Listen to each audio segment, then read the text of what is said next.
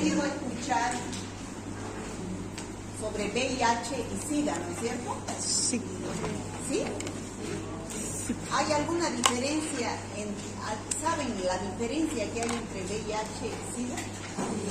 El VIH, el virus. ¿Cuál es la diferencia? El microorganismo.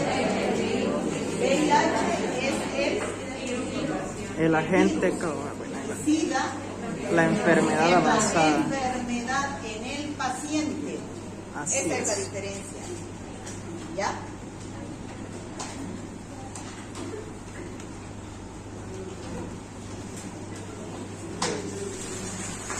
Este es el signo, el símbolo de pacientes o del VIH.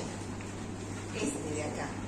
Porque hay de acá algunos que han presentado VIH. Este grupo, en la feria cultural, no han presentado VIH. Ese. ¿Por qué? Ese bebé. Porque pensaban de que les decías que tienen VIH. En la feria cultural algunos han presentado el VIH y daban a mí me han dado esta cintita para que me coloque aquí. PBS, ¿no? PBS. ¿No? Eso significa VIH. PBS. Creo que sería mejor apagar la luz porque no se puede ver muy bien. Bueno, han pasado más de 20 años. En el año 1980, más o menos, se descubrió este virus. Desde que se dio el primer caso clínico. O sea, siempre ha existido, pero el primer caso clínico en humanos se dio en el año 1982, si no me equivoco. Y el primer caso clínico de SIDA, bueno, ¿qué quiere decir SIDA? Síndrome. ¿Qué quiere decir síndrome? Conjunto de signos y síntomas, o sea, la clínica, ¿no? Ajá. De inmunodeficiencia. ¿Qué significa eso? Que hay Disminución una baja de defensas, de defensas. producida una baja de defensa, sobre todo de linfocitos T, CD4, ¿no? Entonces, inmunodeficiencia de linfocitos T, CD4. La D. ¿Qué significa la D? Síndrome de inmunodeficiencia adquirida. Exacto. La A. Adquirida. ¿Adquirida por qué? Por alguna Por el virus, ¿no? A causa del virus. Se produce una inmunodeficiencia. Entonces, ¿qué es lo que sucede? Si este paciente se produce una inmunodeficiencia, tiene bajas sus defensas, susceptible tiene cualquier a cualquier bacteria, virus, parásitos, microorganismo. hongo, cualquiera de estos puede ingresar y producir una enfermedad infecciosa. Y el paciente puede morir al estar en ese estado de inmunodeficiencia. Ingresan bacteria, cualquier bacteria, virus, parásito, hongo, lo que sea. Y como tiene bajas defensas, en esa lucha que se establece entre nuestras defensas que están bajas y los microorganismos, ¿quién gana? El microorganismo. El microorganismo, ¿no es cierto? Entonces establece una enfermedad infecciosa que puede llevar a la muerte del paciente. Entonces el paciente no va a morir por el virus. El virus lo que va a producir es bajar las defensas, linfocitos TCD4, ¿no? Y al bajar esto, bajan las defensas y ganan los virus, las bacterias, los parásitos, los hongos. Y el paciente va a morir de tuberculosis, de herpes zóster, de sarampión, de rubeola, de cualquier enfermedad viral, hasta de gripe puede ser. ¿Ya? Bueno, diferencia lo que ya les decía entre VIH y SIDA. El VIH es el virus que provoca la destrucción de nuestro sistema inmunológico. Y el SIDA es la última fase de la infección. La enfermedad, desde que ingresa el virus, toda enfermedad, ustedes ya saben, ocurre en 4 periodos. digamos, ¿no? Periodo de incubación, periodo prodrómico, periodo de estado y periodo de convalecencia o recuperación. En el estado natural de la enfermedad del SIDA, si el paciente no toma ningún antirretroviral, que es para inhibir la replicación del virus, la enfermedad tiene periodo de incubación, tiene un periodo prodrómico, se llama periodo de latencia. Y aquí se produce la etapa SIDA y aquí la muerte del paciente. ¿Ya? En el caso natural de la enfermedad, si no tomo antirretrovirales, ¿ya? Este periodo de latencia puede durar entre 8 a 10 años, donde no sabemos que el paciente está con el virus del VIH, porque no presenta signos y sintomatología. Recién cuando ingresa a esta etapa SIDA, es cuando ya presenta estas enfermedades oportunistas y se manifiesta la enfermedad clínicamente. ¿Cómo podemos detectar la enfermedad en este periodo? Sobre todo en este periodo de latencia. ¿Por la clínica? ¿Sí, no? Por la epidemiología. Tener relaciones sexuales dudosas, porque esa es la etapa, ese es el mecanismo de transmisión más importante, ¿no? Entonces, al tener relaciones sexuales dudosas, sin protección, promiscuo el paciente, o se inyecta drogas endovenosas, entonces hay el riesgo de transmisión, igual que la hepatitis B. Entonces, por la epidemiología yo sospecho de que pueda haber una transmisión del VIH. Entonces pido laboratorio. El laboratorio me puede dar negativo o me puede dar positivo. Si me da positivo las pruebas de laboratorio y yo no doy ningún medicamento,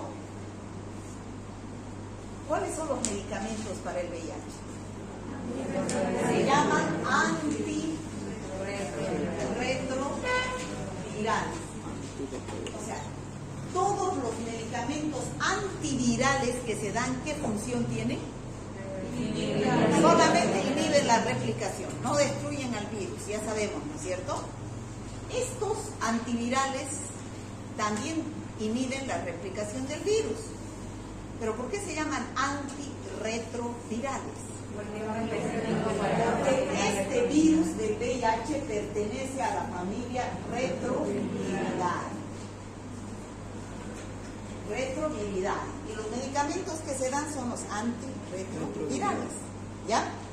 Entonces, si yo en esta etapa me da la prueba positiva, el paciente no tiene clínica, pero tiene antecedentes de que tuvo relaciones con pacientes dudosos.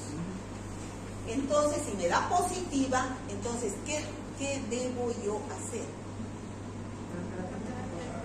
Evitar que llegue a esta etapa, ¿no es cierto? Sí. Entonces, ¿qué tengo que dar? Antirretrovirales. Y puede vivir toda su vida en esta etapa de latencia, toda su vida. Y no llega a morirse. ¿Por qué? Porque yo estoy disminuyendo con los antirretrovirales la carga viral. Y estoy dejando en estado puro los linfocitos TCD4. ¿Se entiende? Sí. Hay dos parámetros importantísimos, los linfocitos TCD4 y la carga viral. La carga viral es cantidad de virus y los linfocitos TCD4 son nuestras defensas. Los linfocitos TCD4 helper, los ayudadores, que estimulan a nuestro sistema inmunológico a defenderse. ¿Ya? Entonces, ¿qué debe haber mayor cantidad para que sea buen pronóstico? Esto arriba y esto abajo, ¿no es cierto? Si yo doy antirretrovirales, este periodo de latencia, en vez de que sea 8 a 10 años, se prolonga toda la vida y los linfocitos TCD4 se mantienen y la carga viral también. Si yo no hago nada, dejo que el paciente llegue aquí. ¿Por qué llegó aquí? Porque esto bajó y esto subió. Y vinieron estos parásitos, virus, bacterias, o cualquiera. El paciente muere de tuberculosis, de toxoplasmosis, de cualquier cosa puede morir. ¿Se entiende? Ya. Entonces, el VIH es el virus que provoca la destrucción de nuestro sistema inmunológico, linfocitos TCD4. ¿Está claro? Sí. Vamos a ver por qué produce la destrucción. El SIDA es la última fase. Esto es el SIDA. Cuando llega aquí. Hay pacientes que pueden ser, que son, ¿qué se llama?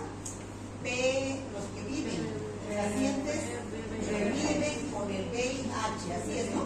¿Cómo es? Viven con el VIH, SIDA. ¿Qué significa estos? Que viven con el VIH, están infectados, pero están recibiendo antirretrovirales, lo cual lo mantiene vivo. Mantienen sus defensas sin descender las defensas del linfocitos TCD4. ¿Ya? ¿Se entiende, chicos? Sí. Bueno, entonces el SIDA es un estado clínico que deja el organismo sin defensas y vulnerable a varias afecciones oportunistas. No tiene cura ni vacuna. ¿Por qué no tiene vacuna? Porque el virus mucho cambia. Hace años está en el afán de producir una vacuna contra el virus del VIH, pero no se puede, mucho muta. Y el SIDA es causado por el virus del VIH. Bueno, este virus es así, ¿se ve? Sí. A ver, entonces apáguelo esta luz de acá, por favor. Este virus es así. El ácido nucleico que tiene es ARN. El virus tiene ARN. Este es su ácido nucleico. ¿Ya? Es importantísimo eso. Fue descubierto y considerado como el agente de la naciente epidemia de SIDA por el equipo de Luc Montagnier en el Instituto Pasteur de París.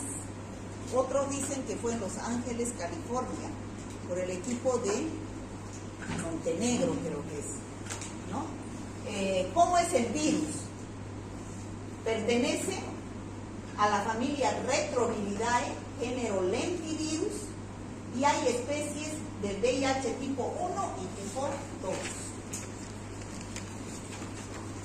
¿Qué es lo que tiene este virus? Fíjense, tiene ácido nucleico ARN, tiene 3 enzimas, bueno, tiene su cápside, que es estos celetitos, tiene su pleptómero y tiene sus glicoproteínas, que son estas. ¿Ya? ¿Cuáles son las glicoproteínas más importantes? La GP120 y la GP41. ¿Ya? Esas son las glicoproteínas que tiene como espículas. Lo mismo tiene, no las mismas, ¿no? Pero también tiene glicoproteínas. ¿Qué virus que hemos visto? El de la gripe, hemaglutininas y neuraminidasa, ¿se acuerdan? Estas son la GP41 y la GP120. Gracias a esas glicoproteínas, este virus, gracias a esas glicoproteínas que tiene, se adhiere a la célula del linfocito TCD4, ¿ya? A través de un receptor específico de la célula, ¿ya? Pero también tiene cápside. Esta es su cápside, donde está la proteína 24, y tiene 3 enzimas importantísimas, gracias a las cuales se produce el proceso de replicación. ¿Cuáles son las 3 enzimas? La transcriptasa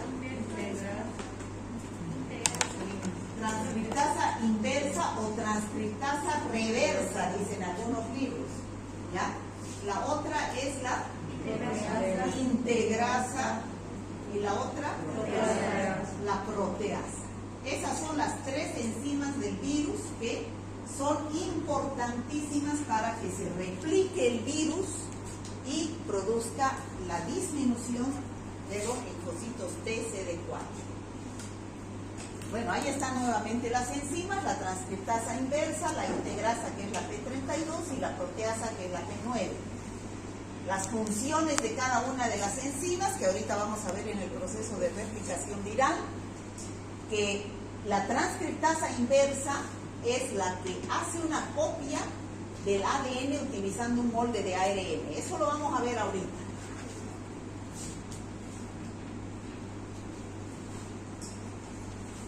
Este es el proceso de replicación viral. Lo tienen en su guía. ¿Cómo sucede? Este es el virus. Esta es la célula. ¿Qué se llama la célula? Linfocito TCD4. Linfocito TCD4. Esa es su célula blanco de acción. En el virus de la rabia, ¿cuál es? Las células musculares de la puerta de entrada y las células nerviosas, ¿no? Cuando está avanzando a través de los nervios de la médula espinal. Aquí es el linfocito TCD4. Entonces, viene el virus y deja libre, ¿qué es esto? ARN. Ingresa a la célula. ¿Pero qué es lo que tiene la célula? ¿Tiene ARN? No, la célula tiene ADN. Entonces, ¿qué es lo que viene a hacer aquí la primera enzima, que es la transcriptasa inversa o transcriptasa reversa? A convertirse. Convierte ese el ARN del virus en ADN de la célula. ¿Se entiende? Sí. Lo convierte en ADN de doble cadena a través de la transcriptasa inversa. ¿Está claro, chicos? Bicatenaria. ¿Por qué hace esa conversión? ¿Qué es lo que tiene que hacer la Para célula? poder vivir. La célula tiene que sintetizar los componentes del virus. ¿Cuáles son los componentes del virus? A ver, el de Georgia. ¿No sabe cuáles son los componentes de un virus? Joven, usted el de gorro blanco. ¿Usted es mi alumno o no? ¿No sabe cuáles son los componentes de un virus? No le puedo creer y que me diga así en mi cara pelada que no sabe. Si estamos avanzando creo que ya 3 meses estamos avanzando virus. Y desde la primera clase les dije, ¿cuáles son, chicos?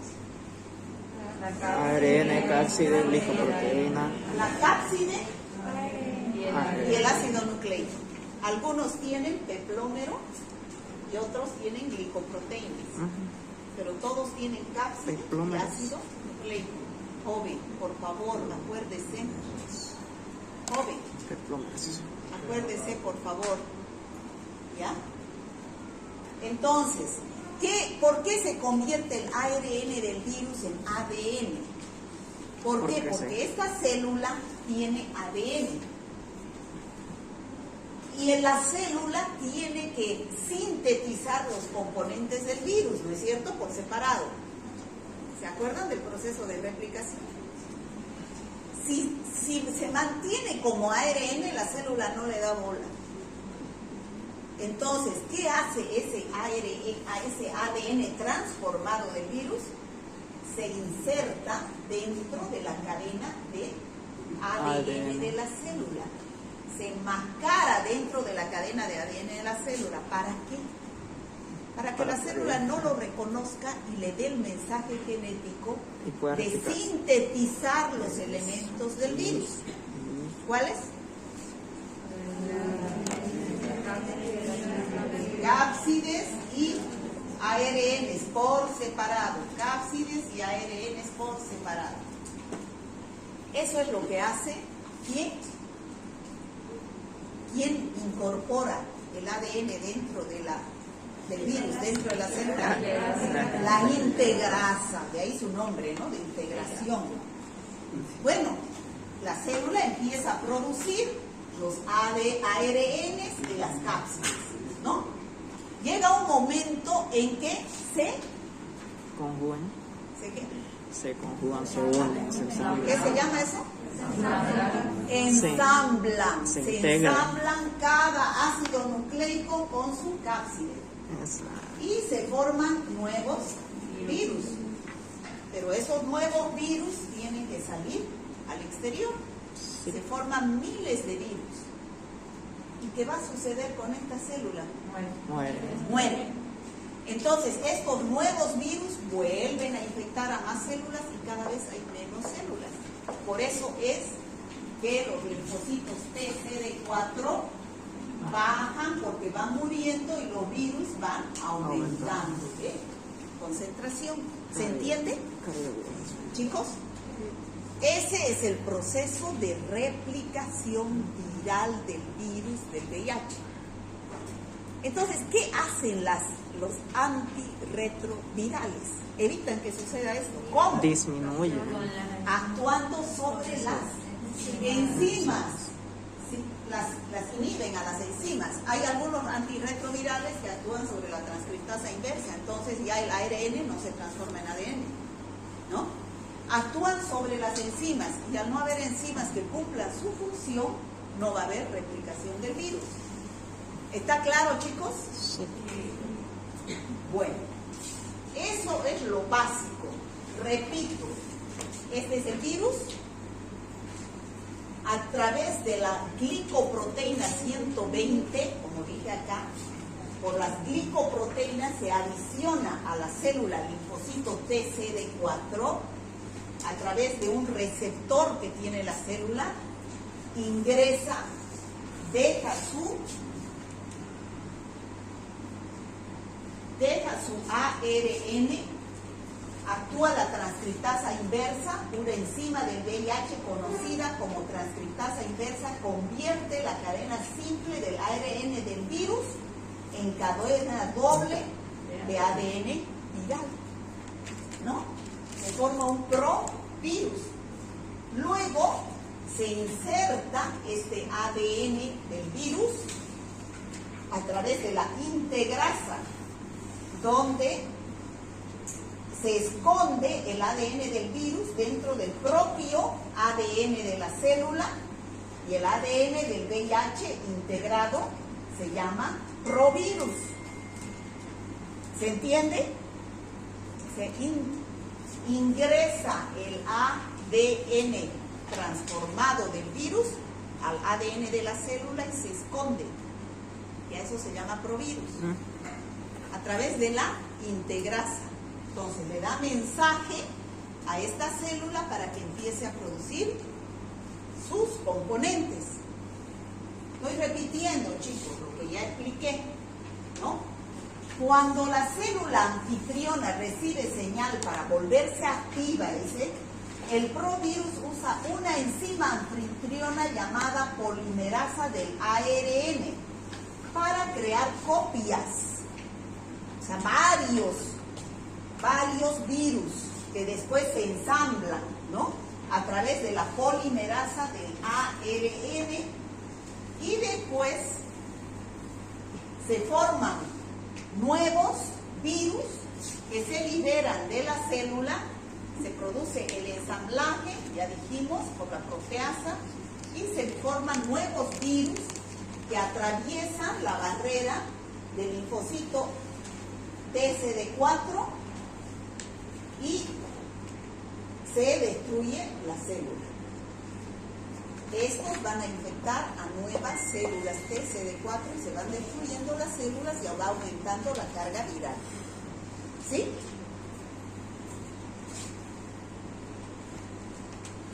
Bueno, ahí está de otra manera.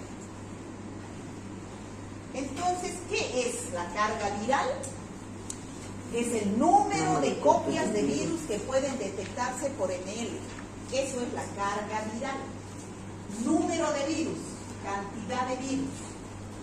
¿Y qué son los linfocitos TCD4? Son las células T helper o ayudadoras, se dice, ¿no? Que los valores normales son nuestras defensas. Los valores normales son de 600 a 1500 por milímetro cúbico. Si ahorita nos hacemos un recuento de linfocitos T y no tenemos ninguna inmunodeficiencia, deberían dar valores entre 600 a 1500 por milímetro cúbico. Si dan por debajo de ese número, quiere decir que estamos bajos de defensas, ¿no?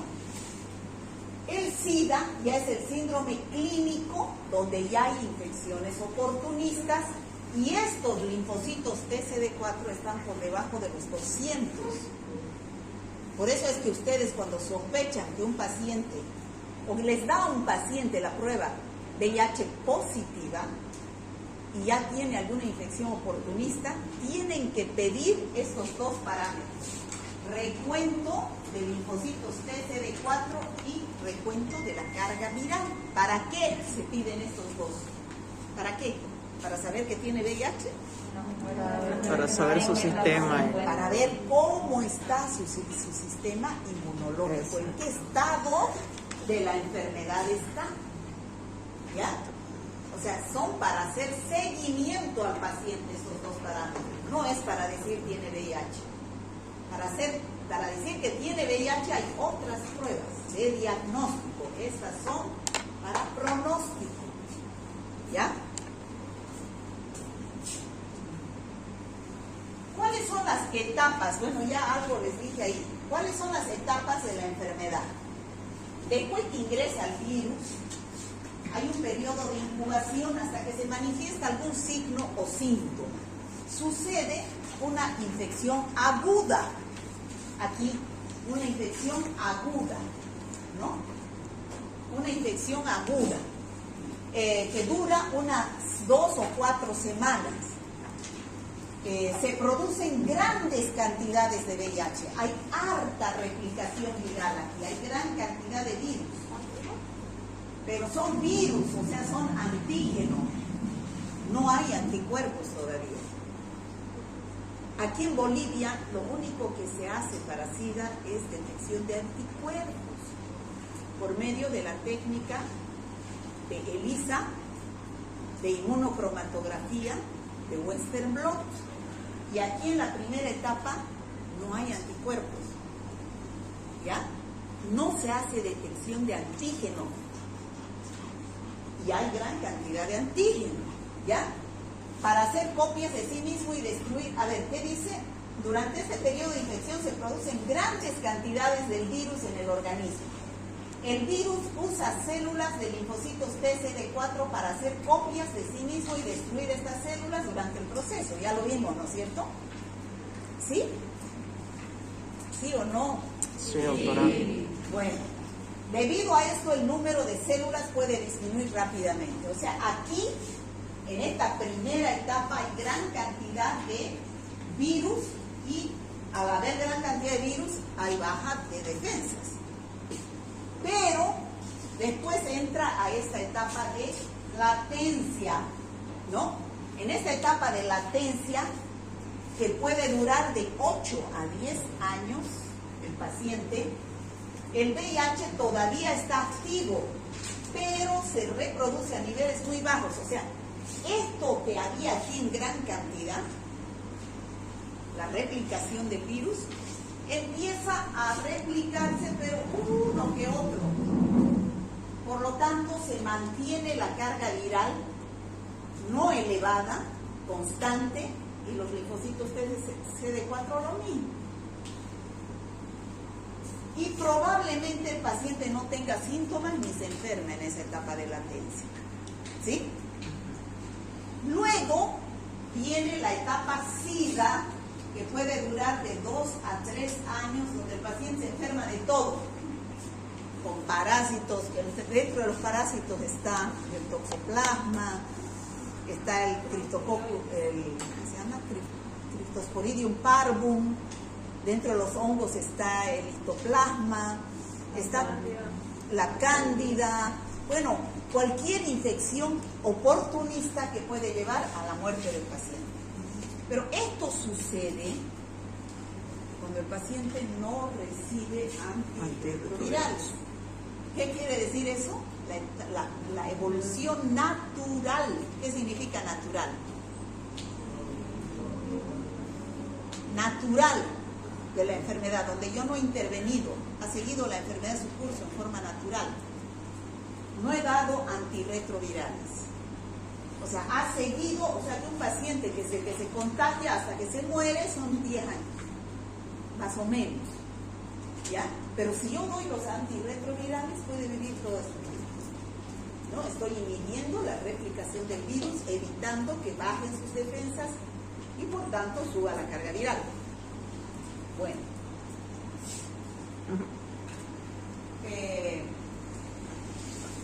Hay la clasificación clínica de laboratorio de acuerdo a los parámetros, ¿ya? Y se clasifica en etapa 1 o A, etapa 2 o B, etapa 3 o C y etapa 4 o SIDA. Esta es otra clasificación. De acuerdo a la cantidad de linfocitos TCD4 por milímetro cúbico que hayamos contado, que recuente el laboratorio, ¿no? En la etapa 1 tiene más de 500 por milímetro cúbico. En la etapa 1, entonces el paciente va a estar en el grupo A1, cuando tiene más de 500. Etapa 2, en todas estas etapas 1, B1, B2, C1, es A1, B1 y C1, es cuando tiene más de 500, o sea, casi normal los linfocitos TCD4. Cuando está en esta etapa 2, tiene de 200 a 499. Ya están bajando, ¿no? A2, B2, C2. Y lo peor es cuando tiene menos de 200. A3, B3, C3. ¿Cuándo es A3? ¿Cuándo es B3? ¿Cuándo es C3? De acuerdo a la clínica. Es A, etapa 1 o A, cuando es asintomática, o sea, no tiene síntomas, solamente hay inflamación de algunos ganglios. Es etapa 2 o B, cuando el paciente empieza a perder peso, manifestaciones mucocutáneas e infecciones recurrentes de las vías respiratorias altas. Ya está en la etapa 3 o C, cuando hay infecciones ya oportunistas, algunas como la candidiasis, la leucoplasia oral, tuberculosis, y ya está en etapa SIDA, cuando incluye 22 infecciones oportunistas, o también está un cáncer de piel llamado sarcoma de Kaposi, ¿no? Todas las personas que se encuentran en esta etapa ya están en la etapa SIDA, ¿ya? Leucocitos están menos de 200 por milímetro cúbico. O sea, sería en la etapa A3, B3, C3, todo lo con 3, donde los leucocitos están debajo de los 200 por milímetro cúbico. O sea, esta clasificación es en base al recuento de linfocitos y a la clínica que presenta el paciente. ¿Ya?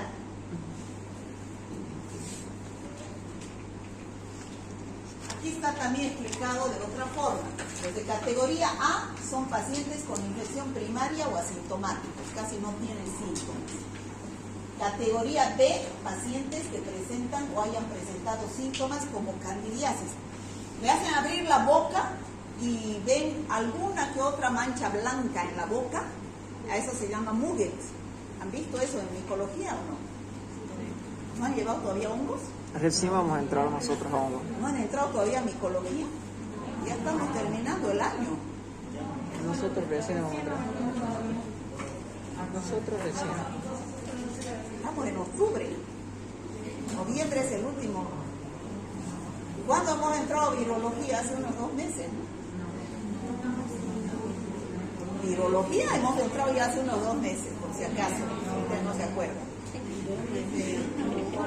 Hemos llevado virología, herpes, sarampión, rubiola, parotilitis, hepatitis, rabia, gripe, VIH, ¿qué más? Dengue, ¿no? Ya 2 meses ya. ¿En qué momento pasó todo eso? Ah, usted no ha venido a clase. Pero todo eso ya hemos avanzado. Y yo avanzo cada clase, avanzo una enfermedad. ¿No? Creo que avanzamos 2 semanas en una clase. ¿Qué dice, señorita? No le escucho. Eso les he dicho, pues, porque es una sola clase, porque es SRP, les he dicho clarito, porque eso está dentro de la vacuna triple viral, ¿no? Se avanza en una sola clase, eso, siempre. O sea que son 2 veces ya que estamos con virus, por si acaso. ¿Ya? Entonces, la candidiasis son unas manchas blancas que aparecen en la boca. Se llama Mugger, para los que no han avanzado en micología, ¿no? Enfermedad pélvica inflamatoria, el paciente puede tener fiebre, puede tener herpes zóster, tampoco han visto, ¿no? Neuropatía periférica, púrpura trombocitopénica y idiopática, que son enfermedades autoinmunes. Pero ya cuando están en categoría C, es cualquier infección oportunista. Tuberculosis, micobacterias atípicas, salmonelosis, ¿no? Citomegalovirus, tampoco hemos visto, ¿no? Virus del herpes simple, virus del herpes zóster, cualquier infección, hasta el virus de la gripe puede estar aquí. Es una infección oportunista, en la etapa C. Y esto es importantísimo para que ustedes puedan ubicarse en qué etapa de la enfermedad está el paciente. ¿Es una enfermedad aguda o crónica? Crónica, dura años, ¿no? Fíjense, años. ¿Qué es lo que sucede al inicio, dijimos, en este principio? En la etapa aguda, cuando recién ingresa la bacteria, el virus. Los virus se replican y bajan lo que es la pero después se estabilizan en toda la etapa de latencia que dura de 8 a 10 años. Y ya después vuelve a subir la carga viral y bajan los linfocitos T y CD4. Y aquí es cuando bajan a menos de 200. Cuando el paciente tiene menos de 200 por milímetro cúbico, ese paciente está ya en etapa SIDA. ¿Qué es etapa SIDA? Clínicamente, ¿qué presenta? 2 palabras. Infecciones oportunistas. Muy bien. ¿Y laboratorialmente qué presenta? Carga viral alta y linfocitos T de 4, ¿cuánto? Menor de 200. ¿Ya? Entonces, el azul son los linfocitos T que van bajando, se mantienen más o menos estable la etapa de latencia y después bajan bárbaramente, ¿no? Bueno, fase inicial o aguda no hay mucho, ¿no? Estadio 2, ya hemos dicho, puede haber unos pocos. Este es el Mugger, pero este ya es muy... Eso ya es en una etapa SIDA, ¿no? Cuando hay unas cuantas manchas así, puede haber en la etapa de latencia, pueden aparecer. Ese es el Mugger. Candidiasis oral. SIDA. En el SIDA ya está la meningitis por Cryptococcus neoformans, ¿no? Ese es el Cryptococcus neoformans es típico de producir meningitis y encefalitis en pacientes SIDA. Por eso hay que pedir Intachina, muy bien. El sarcoma de Kaposi en la etapa SIDA, ¿no? Bueno, generalmente las infecciones, fase final o SIDA, infecciones oportunistas, neoplasias y alteraciones neurológicas. La supervivencia es variable, incluye la edad, el mecanismo de contagio y la forma de presentación. El tratamiento con antirretrovirales ha mejorado la supervivencia. ¿Cuáles son las más importantes infecciones oportunistas? En el cerebro, la toxoplasmosis, Cryptococcus neoformans, el que produce meningitis, puede haber linfoma, chagoma, producido por tuberculosis cerebral, leucoencefalopatía, En los pulmones, neumonía, importantísimo, micosis profundas, ¿no? Pneumocystis jirovecii es uno de los hongos más importantes, productor de neumonía en pacientes SIDA, ¿no? Pneumocystis jirovecii, tuberculosis, Histoplasma capsulatum es otro hongo. En los intestinos, el Cryptosporidium parvum, hemos visto en infecciones gastrointestinales, aunque es un parásito, tampoco han visto en parasitología, ¿no? Citomegalovirus, linfoma. En los genitales puede haber el herpes genital, el virus del papiloma humano, las cándidas, sífilis. En la boca y garganta puede haber candidiasis, leucoplasia vellosa, que es lo que hemos visto en la boca, herpes, orofaringeo, sarcoma, virus del herpes simple. En la piel es el sarcoma de Kaposi, el herpes zóster, histoplasma, el molusco contagioso. El sarcoma de Kaposi es un cáncer de piel muy común en pacientes en el África. Y en el hígado también puede haber virus del herpes simple, herpes zóster, histoplasmosis. O sea, cualquier microorganismo puede ingresar y producir infección oportunista. Ahí también están las más importantes, ¿no? Las más importantes, o sea, son las que más se presentan en pacientes SIDA. Bueno, ¿cómo se transmite? Ya todos sabemos, sexual es la vía más importante. ¿Por qué? O sea, el virus está en cualquier líquido biológico del paciente infectado. Puede estar en la sangre, en la saliva, en las lágrimas, en el sudor, en las heces, en la orina, en cualquier parte. ¿Cuál es el líquido que tiene mayor cantidad de virus? La sangre. La sangre. Por eso es que el principal mecanismo de transmisión es la sangre, seguido de los líquidos genitales, semen, secreciones vaginales, la leche materna.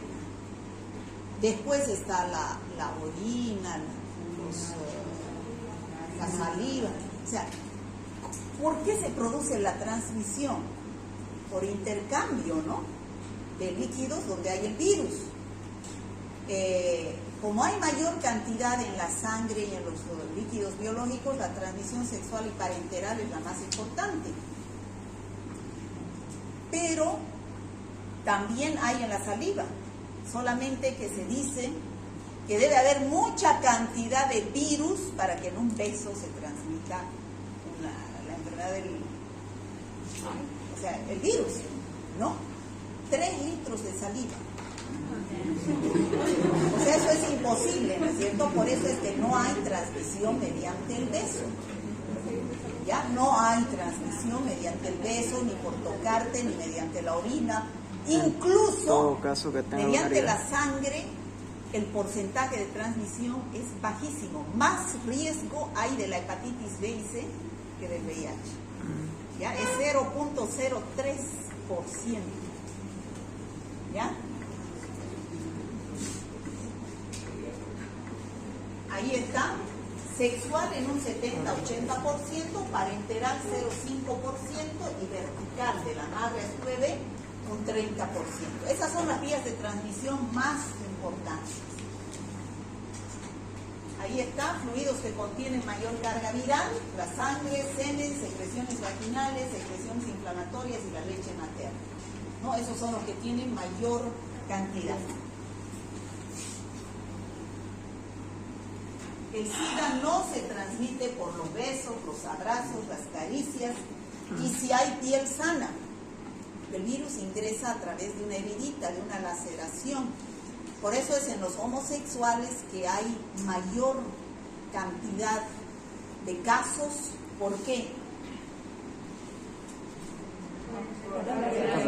Por el tejido anal, que es más lábil y puede haber micro laceraciones, por los cuales ingresa. Como hay mayor cantidad de virus en el semen, entonces por eso es que hay una mayor puerta de entrada, ¿no? ¿Se entiende? Pero saliva, sudor, lágrimas, orina, ese también tienen, pero es ineficiente la transmisión. ¿Por qué? Porque hay poca probabilidad, ¿no? Ahora, esto lo van a ver en el laboratorio. ¿Cómo se hace el diagnóstico de laboratorio? ¿Qué debo pedir como médico cuando sospecho de un paciente que tiene VIH? Primero tengo que entender estos conceptos. Creo que ya saben, ¿no? ¿Qué es un CD4? Cantidad de linfocitos T CD4, que son los glóbulos blancos que forman parte de nuestro sistema inmunológico, y recuento de la carga viral, ¿no? Que es la cantidad de el recuento de la cantidad de linfocitos T CD4 es de nuestras células inmunológicas. Y la carga viral es la concentración de virus en una muestra de sangre. Cuanto más alta es la carga viral, más bajas son, o sea, es en proporción inversa, ¿no? A mayor cantidad de carga viral, menor cantidad de linfocitos por el proceso de replicación. ¿Han entendido eso, no? Sí. Bueno. La determinación de la carga viral plasmática del VIH es el marcador de respuesta al tratamiento antirretroviral más sensible y rápido. Si el paciente está con tratamiento antirretroviral, la carga viral va a ir disminuyendo y los linfocitos TCD4 van a ir aumentando, ¿no? La carga viral se correlaciona directamente con el pronóstico clínico, el riesgo de transmisión viral y el recuento de CD4. Bueno, ¿qué exámenes yo tengo que pedir como médico cuando sospecho que un paciente puede estar infectado con el virus del VIH? Ya les he dicho, hay pruebas directas e indirectas, eso sí se acuerdan. Eso vengo repitiendo desde la primera clase de... ¿Cuáles son las directas? Las que buscan al virus en el líquido biológico. ¿Y cuáles son las indirectas? Las que buscan los anticuerpos. ¿Qué les he dicho acá? Que en Bolivia no hay las que buscan al virus. Tendría que ser cultivo celular, tendría que ser la determinación de la P24, que es la proteína del virus. Entonces lo que se hace es pedir las pruebas indirectas. ¿Cuáles son las pruebas indirectas? ELISA. ¿Conocen ustedes la prueba rápida?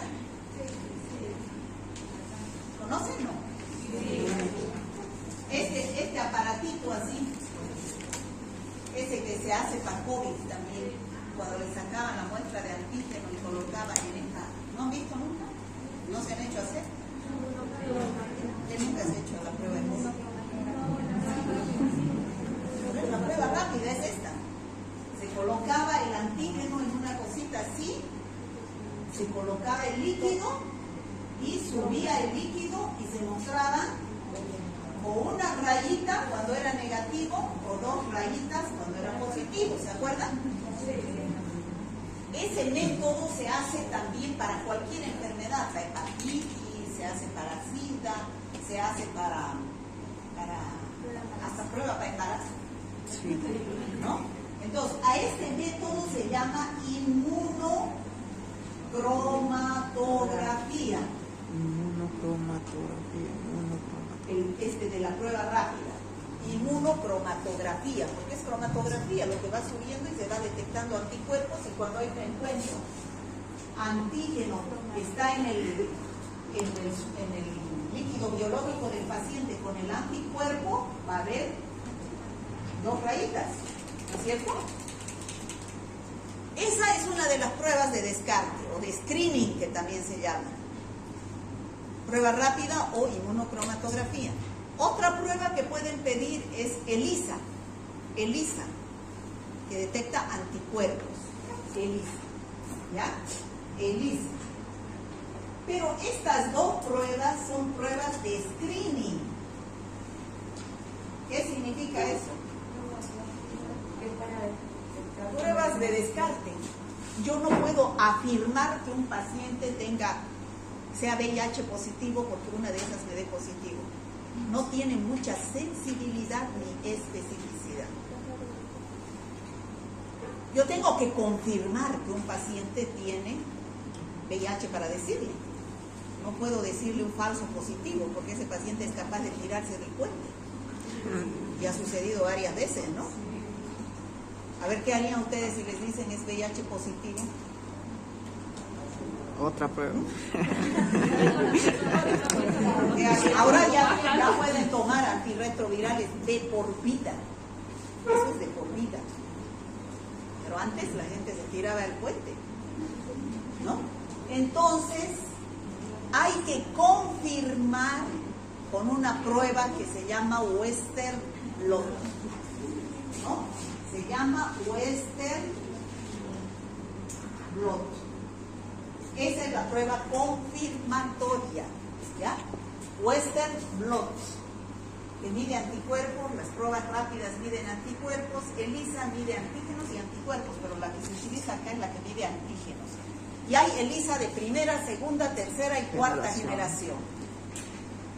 ¿Ya? Y esto es para decir si un paciente tiene o no, si está infectado o no está infectado. O sea, es pruebas de, ¿qué se llama eso? ¿Ah? Confirmación. De diagnóstico. Diagnóstico, ¿tiene o no tiene la enfermedad? ¿Sí? Sí.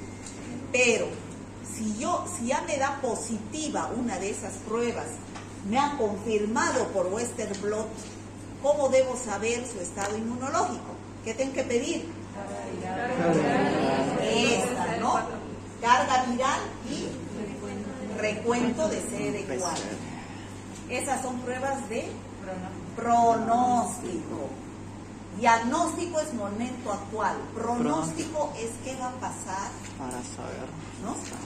Cada 6 meses, por ejemplo, a ese paciente tengo que pedir. Aquí está qué pedir, ¿no? Marcadores específicos de infección por VIH. Esto lo deberían ver en práctica y no ver lo mismo que yo doy en teoría. Entonces, al inicio, ya saben ustedes, sube el virus, pero baja rápidamente. ¿Cómo yo detecto el virus? Por cultivo celular o la determinación del antígeno P24. No hay acá, de repente en Estados Unidos o en el exterior. No puedo detectar acá. O sea, si yo hoy día he tenido una relación sexual dudosa, no puedo ir hoy día, ni mañana, ni de aquí a una semana a hacerme una prueba del VIH. Porque no hay para detectar antígenos. No hay pruebas directas. Lo que hay son pruebas indirectas que detectan anticuerpos. ¿Y hay anticuerpos ya formados? No. Recién de aquí a 3 semanas o 3 meses, recién mi organismo va a empezar a formar anticuerpos. O sea que si yo pido cualquiera de estas pruebas de diagnóstico que miden anticuerpos antes de los 3 meses, puede que me den negativo. ¿Y son falsos? Negativos. Falsos negativos, sí. El paciente puede estar infectado, pero todavía no tiene formación de anticuerpos para detectar. Son falsos negativos. A eso se llama periodo de ventana. El paciente está en periodo de ventana. Está infectado, pero tiene anticuerpos indetectables. Lo mismo que en hepatitis B, ¿no es cierto? Hay un periodo de ventana. ¿Se acuerdan? Ya. Entonces se detecta o bien el virus o bien la P24, que es una proteína del virus que se puede detectar por métodos de laboratorio. Recién a partir, no sé si esto está en semanas o en meses, recién a partir de la 3ª semana puede subir la IgM. Y la IgG se mantiene de por vida después del 4.º mes. Creo que esto es en meses. 4.º mes. ¿Semanas son?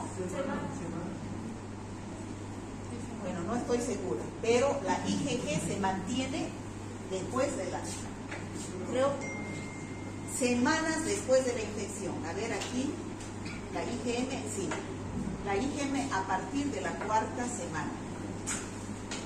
Y a partir de la 5ª, 6ª semana recién detecto IgG. ¿Ya? Fíjense en esta primera etapa aguda, la P24 y el aislamiento viral. pero no hay.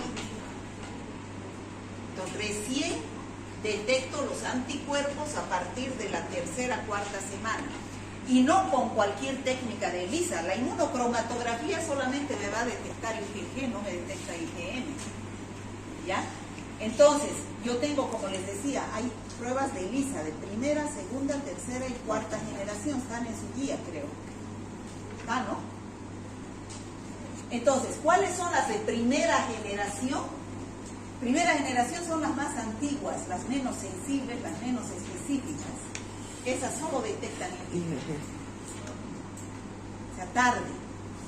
Las de segunda generación pueden detectar IgG a partir de la cuarta semana, 4 o 5 semanas. Y las de tercera generación pueden detectar ya IgM. Y las de cuarta generación son las mejores, ya pueden detectar IgM a partir de la tercera semana. ¿No? O sea, a medida que hay mayor avance en las pruebas de ELISA, hay mayor sensibilidad y especificidad. Creo que aquí lo que hacen son las de tercera generación. Bueno, ya lo hemos visto esto.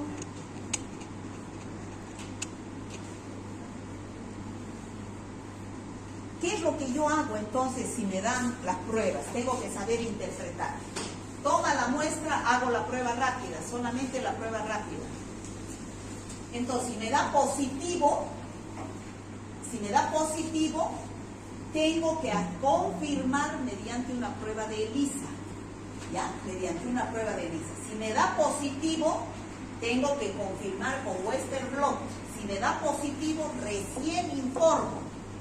Pero si me da positivo, o sea, si no me da positivo, debo informar como negativo, ¿no? Y repetir la prueba de aquí a unos 3 meses, de repente está en periodo de ventana. ¿Ya? Ese es el algoritmo que yo debo seguir.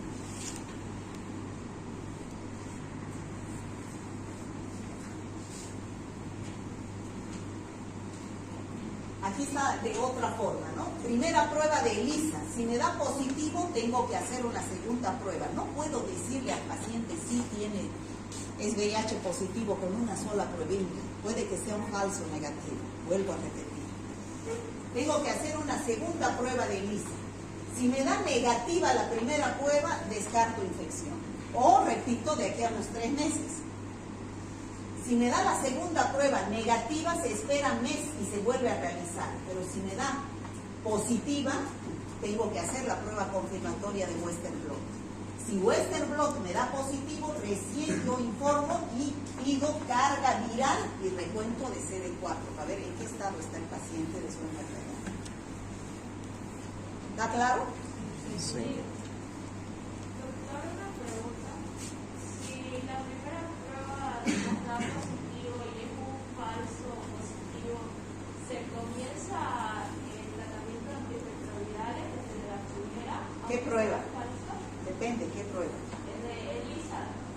No, es que la primera prueba que se hace siempre es la inmunocromatografía. No puede informarle positivo solamente con esa prueba. Hace doble ELISA, 2 ELISAs, y tienen que ser mínimo de tercera generación. Confirma con Western blot para empezar el tratamiento antirretroviral. ¿Ya? Porque también los antirretrovirales son bien tóxicos. El paciente muchas veces abandona el tratamiento.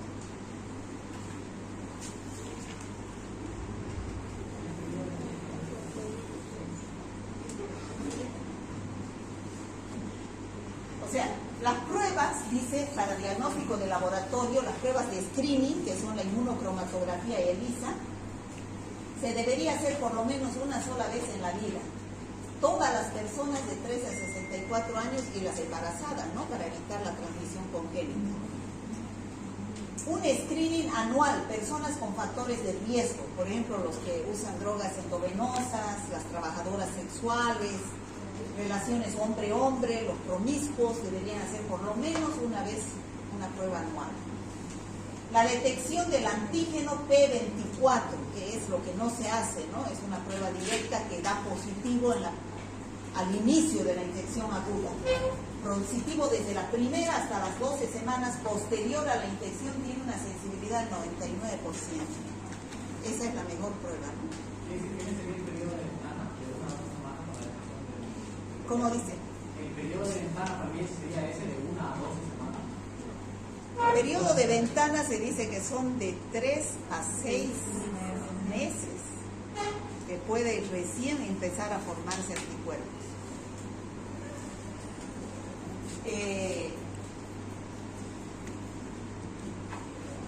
El RNA del VIH mediante PCR da un rango de 20 copias por ml y de CD4 no son diagnósticos, ya dijimos. Pedir recuento de CD4 no es diagnóstico. Yo puedo tener mis defensas bajas y darme pequeña cantidad o recuento bajo, no por SIDA. Puede ser por otra inmunodeficiencia que yo tenga, ¿no? Hay que confirmar siempre. Pueden ser normales sin VIH y anormales sin VIH, ¿no? Bueno, aquí están lo que les decía, las pruebas de ELISA, ¿no? Las de ELISA de primera, segunda, tercera y cuarta generación. ¿Cuáles son pruebas de primera generación? Bueno, y hemos dicho que hay una prueba que detecta el antígeno P24. Esa es la mejor porque detecta en etapa temprana, igual que un cultivo celular, ¿no? Las de primera generación solamente detectan las IgG tarde. Las de segunda generación detectan también solamente IgG, pero son más sensibles porque ya detectan proteínas y péptidos sintéticos del virus. Las de tercera generación ya detectan, además de IgG, IgM. Esta y estas son las mejores de ELISA, porque ya detectan péptidos recombinantes sintéticos del VIH1 y 2. Y las de cuarta generación ya detectan anticuerpos y también pueden detectar el antígeno P24, ¿no? Los anticuerpos que produce el antígeno P24. ¿Cómo es la situación en Bolivia? Bueno, donde hay mayor, el 47.7% es en Santa Cruz, ¿no? Seguramente más de la mitad de los casos se presentan en Santa Cruz, 47.7%, por la frontera que hay con el Brasil. Y por grupo etario y sexo hay mayor entre los... Ustedes son grupo de riesgo. De 20 a 29 años, fíjense los mayores casos. Y más es en los hombres que en las mujeres. ¿Por qué? Por la homosexualidad. Los hombres son promiscuos. Son más infieles. ¿Qué es un tratamiento antirretroviral? Como dijimos, ¿no? Que son los medicamentos antirretrovirales, son los antivirales que se dan contra el virus del VIH para inhibir su replicación. Por eso se llaman antirretrovirales. Detienen, controlan y reducen la concentración del VIH en la sangre porque inhiben la replicación viral. No se da un solo antirretroviral, eso lo van a ver al año en infectología. Se da combinación de 2 o 3 o 4 antirretrovirales y eso es pues tóxico, ¿no? A veces son los pacientes que abandonan tratamiento, por toda su vida tienen que tomar. ¿Cuáles son? La sidobudina, la mibudina, estadibudina, diaminocicina, tenofovir. Bueno, todos estos son los antirretrovirales, ¿no? Cada uno tiene diversa función. Unos inhiben la transcriptasa inversa, otros la proteasa, otros la integrasa. Y hemos dicho que los antirretrovirales actúan inhibiendo la función de las enzimas que son las importantísimas de la replicación viral.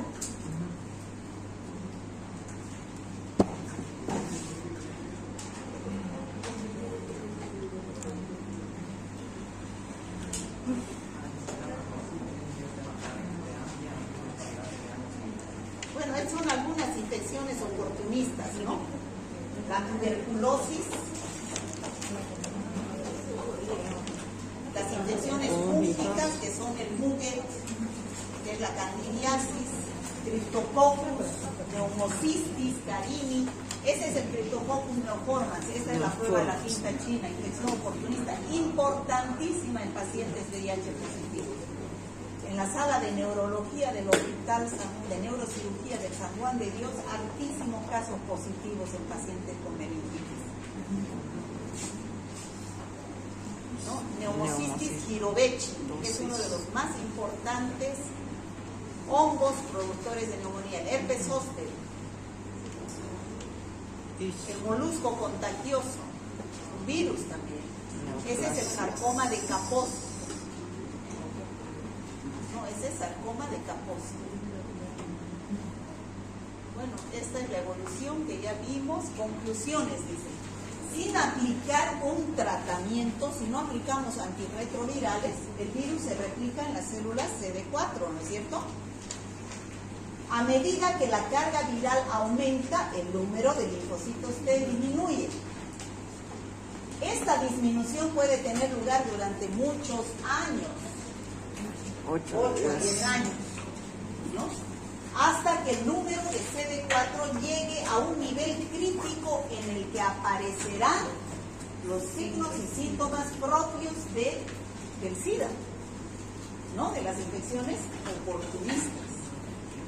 Ahora, el tratamiento frente al virus denominada terapia antirretroviral suele consistir en una combinación de esos fármacos y reduce la carga viral. ¿Por qué? Porque inhibe la replicación, con lo que la progresión de la enfermedad se hace más lenta o se para y el número de CD4 se estabiliza o también puede aumentar, ¿no?